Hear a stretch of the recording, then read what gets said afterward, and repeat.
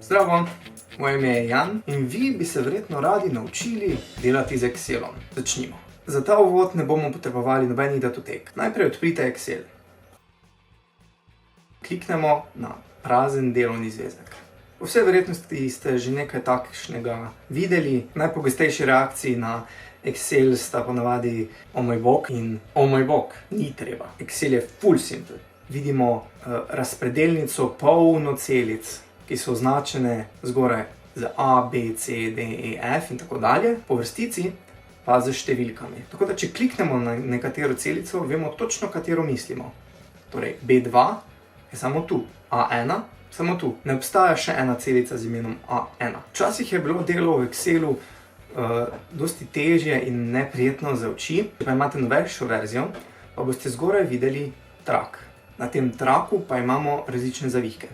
Osnovno, postavi, postavitev strani, formule, podatki, pregled, ogled. Torej, postavitev je enaka kot v drugih Officeovih programih, recimo Word, PowerPoint. V tej novi datoteki lahko dodamo nekatere lastnosti.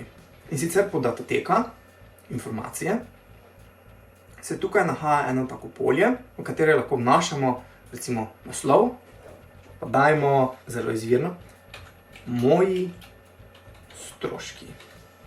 Ok. Spodaj se nahaja avtor tega dokumenta, lahko pa dodamo temu dokumentu tudi dodatne lastnosti. Do njih pridemo tako, da kliknemo na gumb lastnosti in dodatne lastnosti. Prikaže se nam pogovorno okno, pa dodajmo recimo še ključne besede, stroški. Dodamo lahko tudi kakšno pripombo, recimo samo moji stroški. Pa lahko začnemo izpolnjevati naš list. Označimo celico A1 in v njo vpišemo stroški za leto 2016. Zdaj, da boste mogoče lažje videli, lahko tukaj spodaj z ikono na plus povečamo. Lahko tudi držimo Ctrl in z miškinim kolesom približamo ali pomanjšamo. Ok, torej vidimo eno zanimivo stvar. Vpisali smo v celico A1, vendar ker je besedilo dolgo, se razliva tudi v celico B2. Načeloma v celici B2 ni nič, izgleda pa, kot da je.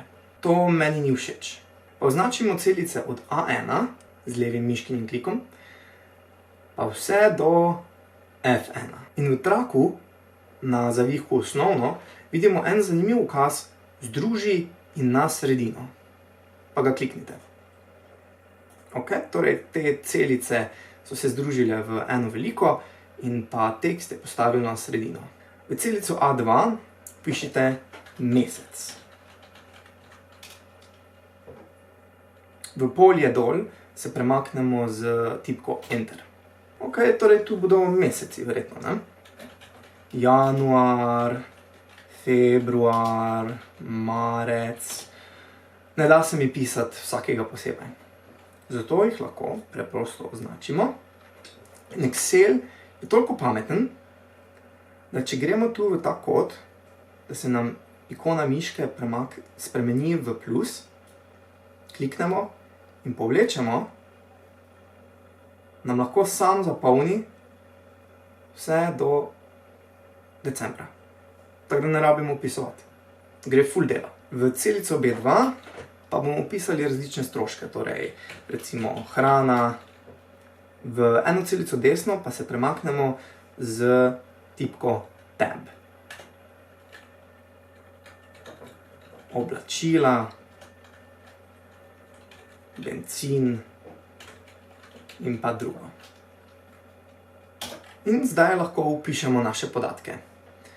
Pa recimo imamo 150,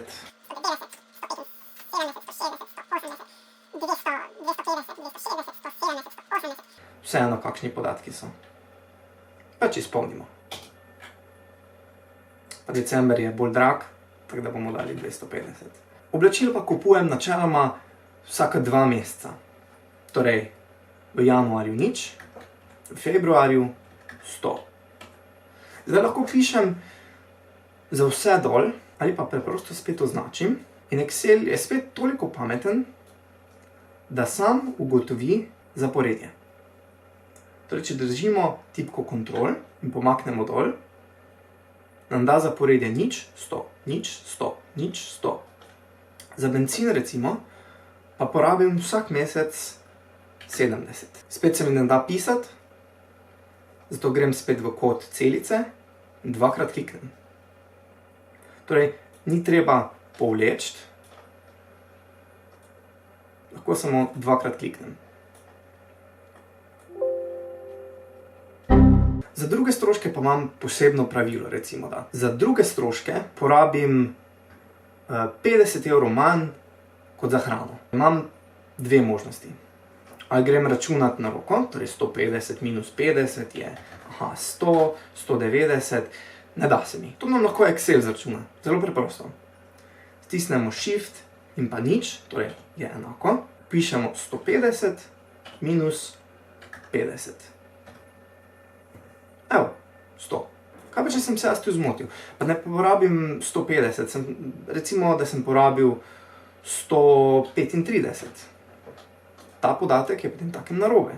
Zato ga zbrišemo in bomo naredili nekaj bolj pametnega. Spet damo je enako in z miško označimo celico B3.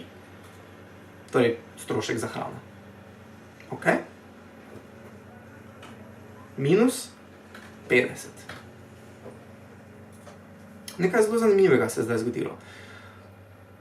Torej, če jaz v celici spreminjam, recimo spet nazaj na 150, se bo spremenilo tudi v celici E3 za drugo. Spet lahko druge celice zapolnim ročno, ali pa se postavim na desni spodnji kot celice in z dvoklikom prenesem formulo. Tako da ne glede na to, kje popravim karkoli, recimo 150, se bo znesek prilagodil. Excelovo datoteko si lahko predstavljamo kot zvezek. Notri so listi. Vseh podatkov nočemo imeti na eni strani, ker bi se nam zmešalo. Zato imamo različne podatke razporejene po različnih listih. Listi se pa nahajajo tukaj levo spodaj. Novega zelo preprosto dodamo z plusom nov list. Naše celotne podatke lahko recimo kar kopiramo in popravimo za recimo 2.15. Ampak zdaj, ko hitro pridem, jaz bi rad hitro vedel, kateri list ima recimo katere podatke. In da mi piše list 1, list 2 ni ravno pomoč. Te liste lahko seveda preimenujemo. In sicer, lahko nam kliknemo z desnim klikom in izberemo preimenuj. Pa bomo dali stroški 2.16. Ali pa na list preprosto dvokliknemo in napišemo ime.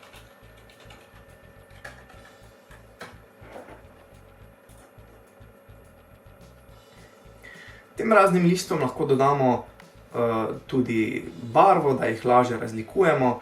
Recimo za 2016 je bilo tako modro leto, 2015 pa je oranžno. In zelo hitro lahko naredim podatke malo bolj urejene in zanimive.